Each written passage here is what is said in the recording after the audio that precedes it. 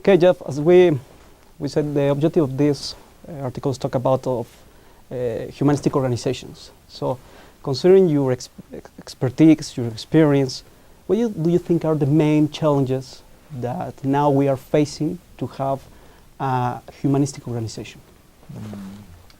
Humanistic organization, we live in a world that's not very humanistic.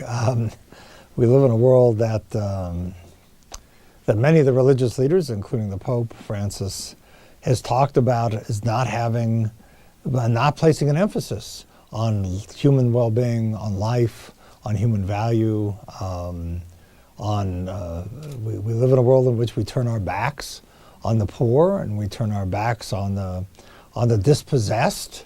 And so to build an organization in that kind of world, you have to build an organization and a culture which is sufficiently independent and separate from this social context. Because if you're going to be taken and influenced pervasively by that social context, you'll never be humanistic, because the societies are becoming less humanistic, I think, all the time.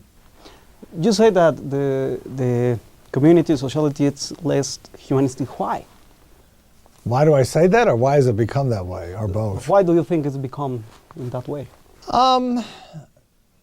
The primacy of economics and economic measures in which we are willing to sacrifice human values for money, for economic success, that has become the measure. We make excuses for people who have harmed others as long as they've been economically successful. As I pointed out in one of the Fortune columns I wrote not that long ago, if you look at the most admired leaders or the most admired companies, and you look at the companies on the best places to work list, there is almost no overlap whatsoever. We admire people like Amazon, even though we know Amazon is a tough place to work. We admire people like Elon Musk, even though he's notorious for his being a difficult person. We admire Steve Jobs, even though the stories about him, of course, are legend. We admire Larry Ellison. So our admiration is for people who have achieved amazing things.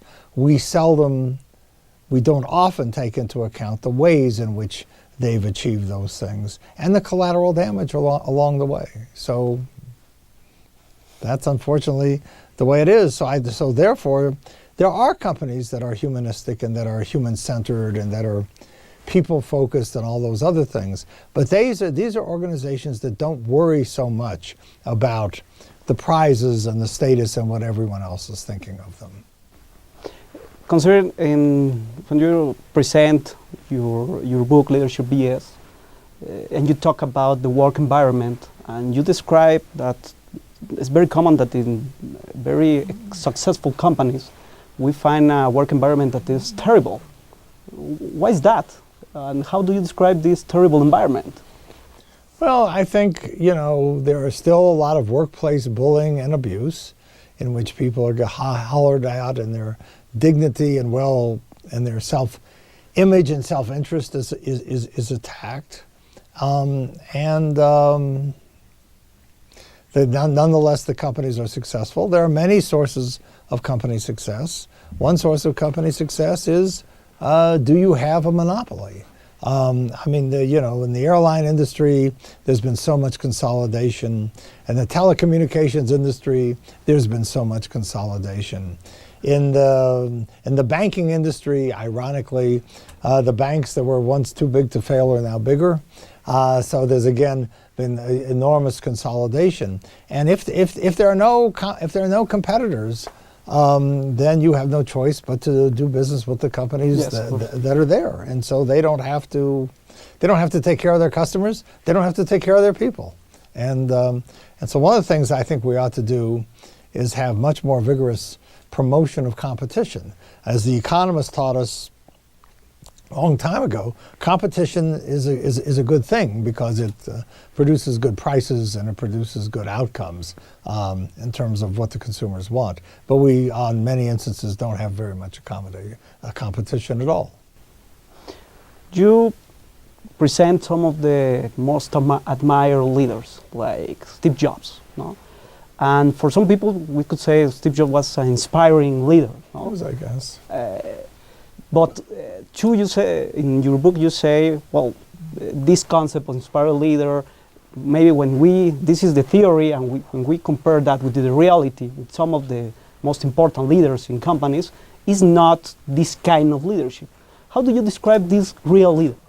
So the leaders that normally face the challenges of the environment and lead the company to success. Yeah, well, I mean, many of the qualities that we claim we want in leaders are not, in fact, the qualities that we want. So we say we want modest people. We've nominated Donald Trump to be president of the United States. We'll see if he wins. Doesn't matter. He was nominated. We say we want leaders who tell the truth. And we have Larry Ellison, who's in an industry, software, in which product features and availability is exaggerated all the time. Steve Jobs was also a consummate, I think, prevaricator. We say we want leaders who take care of others. And then all you need to do is you look at the CEOs who have left with these enormous severance packages and whatever. Just recently, there's all this stuff about Yahoo being bought by Verizon. And most people think Marissa Mayer did not do a very good job in her 4 years at Yahoo. But the articles all point out that she will leave with more than $200 million. So, you know, by some criteria, I think she's done a very good job, or somebody thinks she's done a good job. They're paying her very well. So we say we want, you know, I mean, we say we want lots of qualities, but if you actually look at who gets promoted and who gets ahead, it's almost the opposite of what we claim we want. Well. And what that says to me is there's just a lot of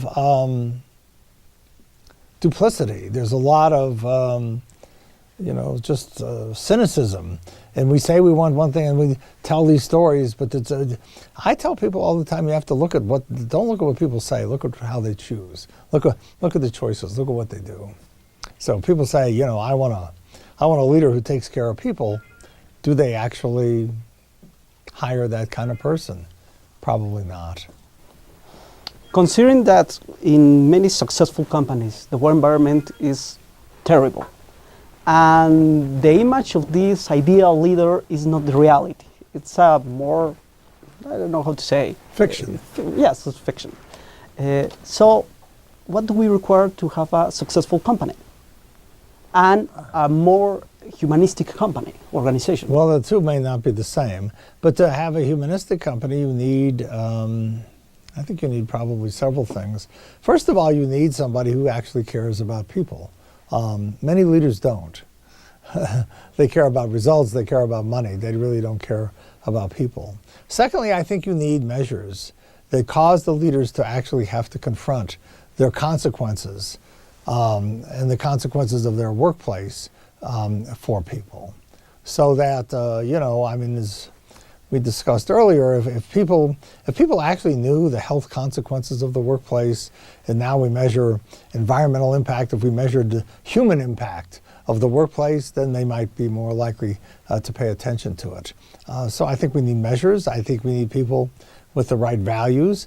And we need a society that does not make excuses for bad behavior. So now, you know, so you got the New York Times, which runs this article about how toxic the Amazon work culture is, which it is, and then you get the excuses, and the excuses are, well, you know, he's disrupted the industry, and he's created all this economic value, and he's done this, and that's all fine. But when you make excuses for a domain or a dimension along which an organization or a person isn't performing well, you're essentially saying this dimension isn't that important. You know, so we say, you know, humans are important, people are important, but as long as you know, create enough economic success or grow or disrupt an industry, they're really not that important. And so we as a society need to value human well-being and human life much more highly than we do. You say about the consequence of this environment that do not create good well-being. Which are the most critical consequences? Well, if the labor market is not too bad, if you don't have good human well-being, you have high turnover, which of course costs money. But if you can't leave, then you'll stay, and then you suffer the prices, the costs of this, and the costs are costs of health, both physical and mental. To work in a place where you are not taken care of is not good. I mean, you know that. I mean, if you have children, your responsibility as a parent is, in addition to run a viable family and have the inflows exceed the outgoes and make sure everybody's certain other things, but you're also fundamentally responsible for the well-being of those kids. We as companies seem to have washed their hands of any sense of responsibility for the people whose lives are entrusted to them. And that's, I think, too bad. Yes, of course. Because people do go to work, and they spend a lot of time at work, and their economic well-being and their social status and their identity is very much entrusted to the people that they've gone to work for. And that is a trust that should engender on the part of the senior leadership a sense of stewardship. You said that the companies need to measure what it matters, things that are important. And one example that you propose is engagement. Why it's important, how companies could promote engagement, and what is the relationship between engagement with the results of the company, or the things that's important to these kind of leaders?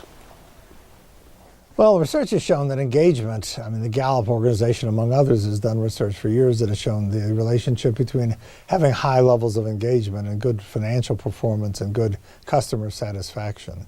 So I think that relationship has been measured for a long time. I think we ought to measure engagement. We ought to measure workplace bullying and hope that it goes down. We ought to measure people's health, both physical and mental, and hope that it goes up. And these things all run together. I mean, Gallup now has done some reports that show that if you have engaged employees who also have high measures of well-being, you do very well. So this is around the well-being of the people who are working for you. What would you recommend to leaders or organizations to promote this engagement? I think, you build trust, you tell people the truth, you let them make decisions, you treat them like adults, you give them information so that they can, in fact, make good decisions, and you share the rewards of the organization. So when organizations do well, the benefits accrue more widely than just some CEO who makes a ton of money. Considering in the HR function or department, how the HR department could help to promote a better environment, if they could, or is it the responsibility of the leaders? It's something that HR department could do? I don't know. My sense is that many HR executives have been too interested in preserving their jobs, have been too interested in, doing whatever they're told to do, as opposed to providing, as many other functions inside the company does, an independent voice, an independent perspective. So I think HR people, and there are obviously exceptions, but I think HR people need a backbone. I think they need to advocate forcefully for a point of view. Just for a last recommendation for leaders or CEOs of the company, consider a specific checklist trying to promote, if they are interested to create a humanistic or more humanistic organization, which are the key elements that they take into account?